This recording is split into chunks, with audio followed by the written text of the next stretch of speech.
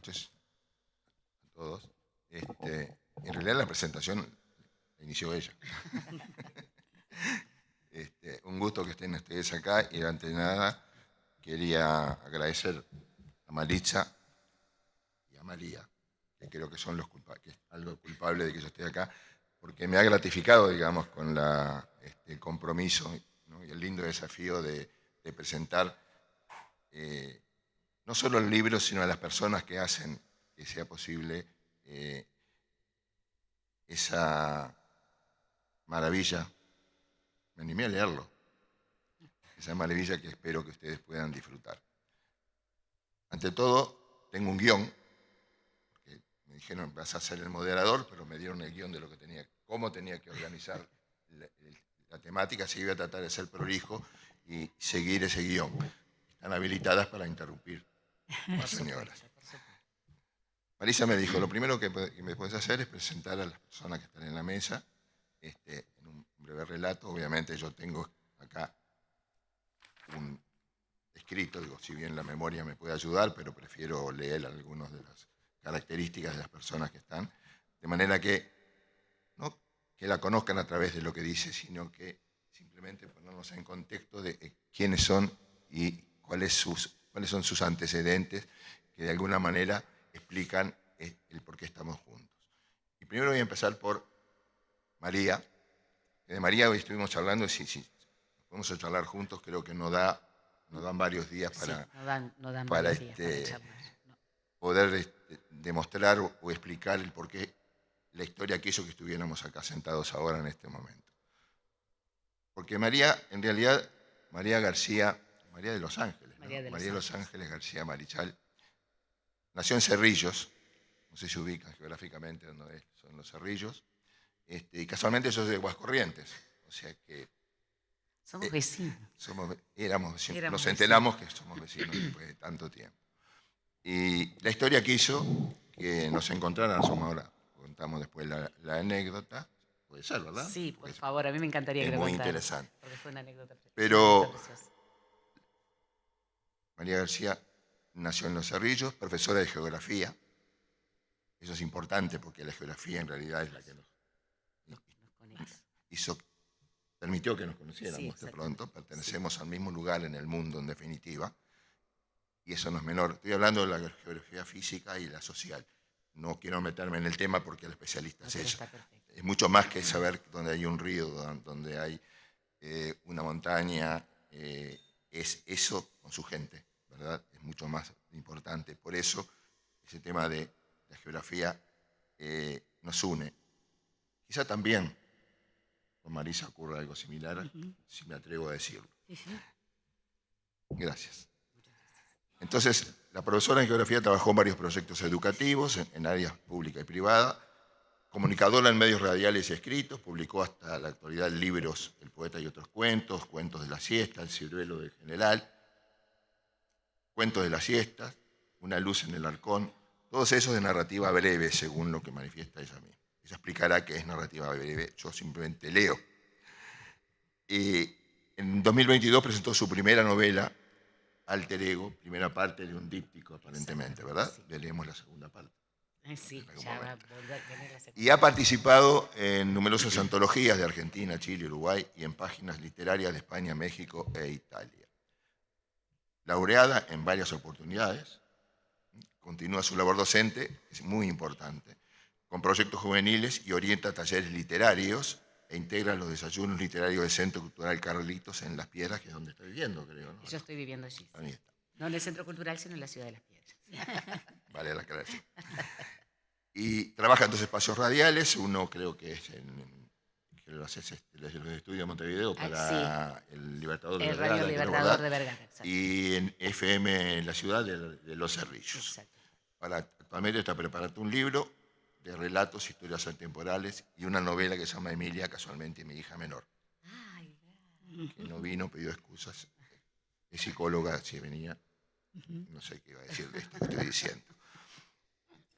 Podría, en este momento, si yo sigo el guión, tenía que explicar por qué, brevemente, dónde nos conocemos o cuál fue el reencuentro. Y simplemente voy a hacer una anécdota rápida hace 3 años, 2 años, ¿no? En el 23, fui invitado para hacer una charla a propósito de mi participación en una obra icónica de Punta del Este, que tiene que ver con Marisa, que fue diseñada y pensada por el artista chileno Mario Larrazábal, a partir, digamos, de una experiencia que como profesional tuve en el desarrollo y en la ejecución de esa obra. Fui invitado en el municipio de Punta del Este para hablar, luego de una jornada literaria donde se exponían diferentes autores, para hablar un poco de esa experiencia, ya que estábamos en el municipio de Punta del Este, en el mismo espacio, en el mismo lugar donde se había generado esa experiencia. Cuando me presentan en aquel momento Marta Estigarribia, la presidenta de AUDE, me presenta, ¿no? Y me dice, fulano de tal, arquitecto, nacido en Aguas Corrientes, salta de allá una señora a los gritos, yo soy de Cerrillo. Esa era yo. Y claro, había gente, no estaba en la profundidad, y yo dije, bueno, ¿y si la conoces? Digo, la debo conocer, porque si es de Cerrillo, sí. Supongo que sí. Bueno, resultó que en ese momento nos encontramos con Marta. Ella después tiró otras anécdotas. A partir de ahí fue interesante porque, estábamos charlando recién, ese encuentro o reencuentro nos permitió recorrernos desde la memoria nuestra historia en el lugar. Y es increíble, y eso es interesante, da para muchas charlas, la cantidad de coincidencias y aspectos que hacen y que explican una cantidad de acontecimientos y situaciones en las cuales somos protagonistas. Exacto. Sin saberlo. Exacto. Hoy, no sé si es por culpa tuya, estoy sentado acá, ¿no? Porque Maritza, que ahora sí vamos a hablar de Maritza, Maritza en realidad hoy es la 5ª vez que la veo. Maritza la conocí en febrero de este año. Sí, nos conocimos. Con la primera exposición. En la primera exposición el Ateneo. De sus Perdón, Luis, puntillistas. ¿dijiste cuál era la obra que estabas haciendo en Punta del Este? Creo que no la mencionaste. La escultura de la mano. Creo que no lo habías dicho. No sé. Es el responsable de la escultura, no lo había dicho, ¿no es cierto? Responsable técnico. Él hizo la escultura de la mano en Punta del Este, que es la obra que había estudiado. Mario Larrazábal, claro. Y él es el sí, eso es una historia en sí mismo que podríamos contar. Lo importante no es que hice la obra, sino como yo, como arquitecto profesional, estaba en el momento en la Intendencia de Maldonado y me tocó, como una actividad, llevar adelante el desarrollo de un proyecto que era una idea de un artista, pero que había que transformarlo en obra. Como toda obra, requería aspectos técnicos a resolver, cimentación, estructura y demás, y llevar a la práctica, digamos, el desarrollo del proyecto que luego construyeron los obreros. Sí, me quiero aclarar con eso. Pero sí, ha sido, digamos, fue una experiencia interesante. Por eso digo, fue un chileno que después de pronto hablo de él ahora, no, de ti, a partir de eso. Entonces Marisa, justamente en febrero de este año, hizo una exposición de sus cuadros, pinturas con estilo puntillista, en blanco y negro, tinta china, ¿verdad? Y ahí fue donde la conocimos. ¿Estabas tú, Charo? Sí. También, ¿no? También estuvimos juntos ese mismo día. Ese día... Sí, bueno, pero digo, yo la conocí en ese momento y tuve la oportunidad de recorrer. En ese momento había mucha gente, ¿verdad? Entonces era muy difícil detenerse frente a cada una de sus obras. Si bien la presentación fue muy interesante, casualmente la presentación de la obra del artista fue a cargo, otra coincidencia, de María. Y tanto es así que convinimos 2 o 3 días después o la semana siguiente para ir con la joven a una reunión donde puntualmente nos paramos delante de cada obra y recorrimos y vimos un poco en contexto cada una de esas obras interesantísimas que nos proponía Marisa. En este momento yo tendría que hablar del puntillismo, pero todavía no voy a hablar. Simplemente voy a decir que porque si no, no sigo el guión. Los datos personales. Marisa dice cuándo nació, yo no digo. Yo digo que nació en Viña del Mar, un 28 de septiembre. Tengo 78 años. Bueno, 1947 para cualquiera que quiera sacar la cuenta. Está bien, es más joven. Yo tengo 80. Esa se ve de nacionalidad portuguesa, Sí. es una novedad, yo no sabía eso, Sí, ¿verdad? Liu Sanguinis, y realizó su formación académica, es una cosa interesante, en la Universidad de la República Nuestra, ¿verdad? Eso es una historia muy personal, muy particular, que podrá contar ella, pero la une desde mucho tiempo a esta chilena con nuestro país, se ha arraigado, tengo entendido, y se siente parte y la sentimos parte, sin ninguna duda. Dice que le otorgaron la ciudadanía en el 81, creo que fue el año que viniste, sí, ¿no? Con tus hijos. la residencia Está por ahí legal. sentada. Así que es ciudadana uruguaya. Es psicóloga, psicoanalista, escritora, artista plástica y dice practicante de yoga aéreo. Esas audacias no me atrevo. Es un tema de ella. Como artista plástica se formó en los años 60 en la Escuela de Bellas Artes de Viña del Mar, nombra profesores, y creo que es de justo nombrarlos aunque no estén. Teresa Vidal en dibujo, Irma Arévalos en pintura y Juan Guzmán en escultura, ¿puede ser? Las piezas de pintura en porcelana fueron realizadas en el 2019 en un taller bajo la dirección de la artista plástica uruguaya Juana Ventos Guimarães. No me quedó claro, fue acá esto, ¿no? Sí, claro, sí, con la artista, con eso, perfecto. Los dibujos de esta colección fueron hechos en su mayoría, son los que están en la exposición, ¿verdad? Así o la es. mayoría de los que están en la exposición, tengo entendido. Así es, esos son del año 2001 al 2003. 2003, que fueron hechos en Viña. Claro, y los platos de porcelana fueron hechos en el 2019 con la artista plástica. Ahí está.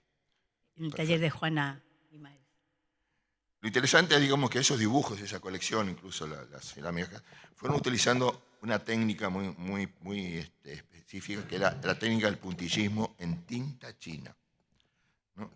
Y han sido expuestos en diferentes galerías, en Castillo Wolf, en Viña del Mar del Chile, en el Salón de Exposición Senasa en Montevideo, en el Sindicato Libero Chitore de Roma, Italia, en la Biblioteca Nacional y Central, no hablo italiano, perdón, leo nomás, de Roma, en el museo también en Nápoles, Italia, sí. también, en el Ateneo de Montevideo, y hoy acá. En este punto me tengo que detener porque, según la guía establecida por Marisa, debería explicar un poco o desarrollar algo referente, más que nada en términos de reflexiones, a la técnica del puntillismo. Y hay mucho para decir del puntillismo. Yo le decía a Marisa hoy que a propósito de que me había pedido de pronto que hiciera algún comentario respecto a esa técnica, que es la que van a poder ustedes ver en su exposición. Por formación, digamos, por información, tenemos cierto conocimiento, digamos, desde nuestra formación como arquitecto, de los diferentes movimientos en diseño que han ocurrido en el mundo y que han impactado de alguna manera en la que es la expresión artística. Y el puntillismo está, como técnica, está centrado o está, digamos, tiene como referente a dos pintores franceses. Seurat es uno, Georges Seurat y Signac, ¿no? Seurat y Signac. Paul Seurat y Signac, disculpe que no hablo francés. Y acá me detengo a decir un tema que me parece importante. Cuando uno va y recorre, puede perfectamente ingresar hoy a las diferentes fuentes que hay para informarse, digamos, de este tipo de cosas, va a encontrar, dice, el puntillismo nació a partir de, y nombra a estos dos pintores, que pintaban excepcionalmente bien. Pero también, y obligado por las circunstancias y tal vez por la curiosidad, también empecé a incursionar y a recordar algunos otros sitios y algunas otras manifestaciones artísticas donde esta modalidad del puntillismo, que se caracterizaba o se caracteriza por usar pequeños fragmentos o pigmentos y con esos, según su ordenamiento, van generando imágenes y van generando situaciones donde se ven luces, se ven sombras.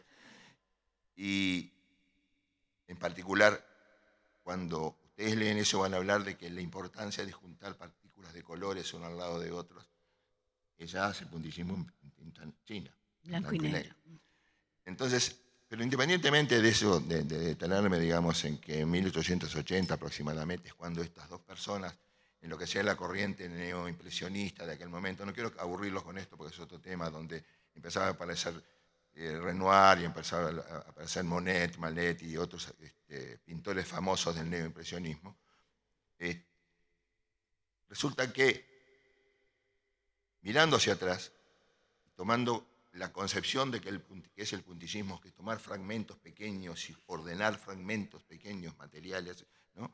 Los mosaicistas, ¿no? Los mosaicos de Bizancio, anteriores en el Imperio Romano incluso, y más atrás incluso, era común que tomaran pequeñas partículas que existían en la naturaleza, no tenían color incorporado, porque la técnica de incorporar el color apareció mucho después, producto de los avances, digamos, de la ciencia, y armaban con eso figuras, ¿no?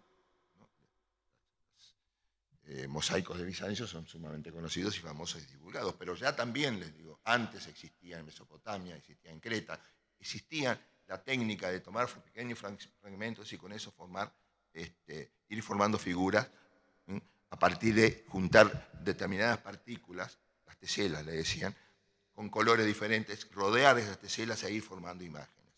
Se atribuye incluso que los mayas en algún momento tuvieron, con las máscaras funerarias sobre todo, un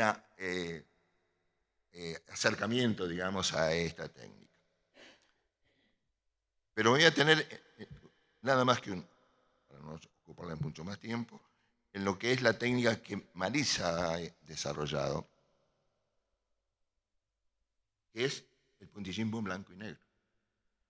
O sea, usando el contraste del negro, que es la ausencia de color, y el blanco, que es todos los colores incorporados, con patrones y con formatos y formas que su ingenio, su sensibilidad le va dictando, supongo. Estoy atreviendo a meter en tu proceso. Ahí lo va a decir María. Pero está muy bien encaminado. Va introduciendo, ¿no?, mensajes, formas e imágenes muy interesantes, que además tienen el mérito para mí, no quiero expoliar, de que obligan a imaginar, obliga al espectador a introducirse dentro de esa imagen y tratar de detectar cuál es el mensaje, cuál es la forma, qué es lo que hay detrás. Y estoy seguro que para cada uno de nosotros lo que va a ver de pronto coincide con lo que el artista o la artista hizo, o de pronto aparecen otras formas, que también es el mérito de esta técnica, que invita a que nuestra emoción y nuestra sensibilidad elabore, de acuerdo a nuestra real saber y entender, ¿no?, e incorpore dentro de nuestros dos hemisferios, el izquierdo y el derecho, ¿no? No me quiero meter en la Gestalt, porque ella es psicóloga, para que ahí se junten esas informaciones y armen una respuesta, ¿no?, en términos de imagen. Y yo digo, ¿en dónde se inspiró para hacer esa maravilla? Entonces me acuerdo de algunos ejemplos que voy a decir rápidamente.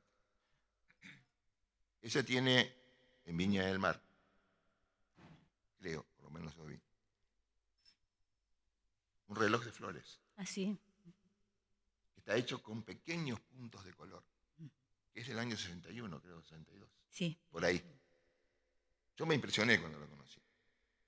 Como también uno se impresiona cuando ve la Plaza de Bruselas, que cada 2 años, también de 62, llenan un espacio de 70 metros por 24 y hacen una gran alfombra de colores, ¿no? Es maravilloso. Cada 2 años, y es siempre diferente. Ponen miles y miles de flores. Elementos puntuales que juegan acompañándose y dan respuesta en imagen, ¿no?, y nos permite a nosotros emocionarnos y sensibilizarnos frente a eso.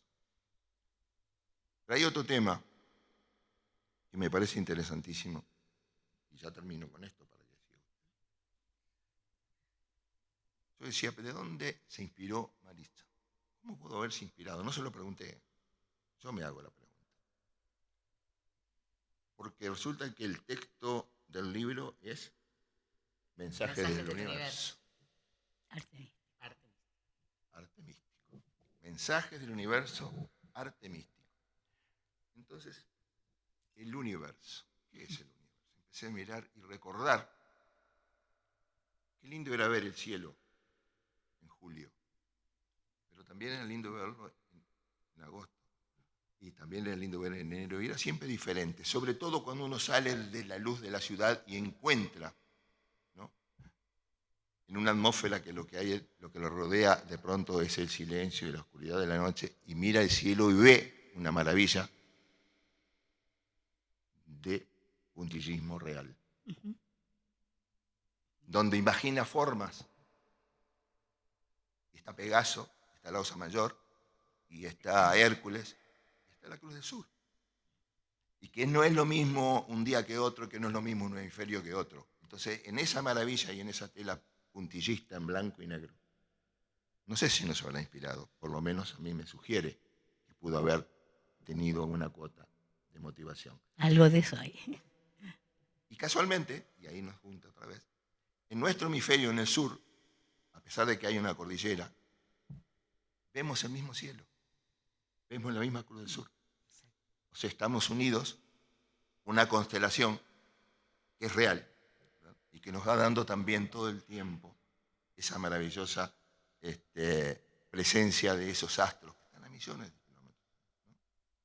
Están ahí permanentemente y que nos presenta, según nuestra interpretación, formas que la cosmografía y la geografía han llamado constelación tal y demás, ¿verdad?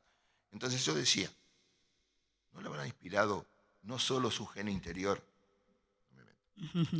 no solo su universo interior, sino también ese otro universo real que en algún momento dialogó, o dialogaron esos dos universos y el resultado es esa pintura? O otra cosa que también es interesante.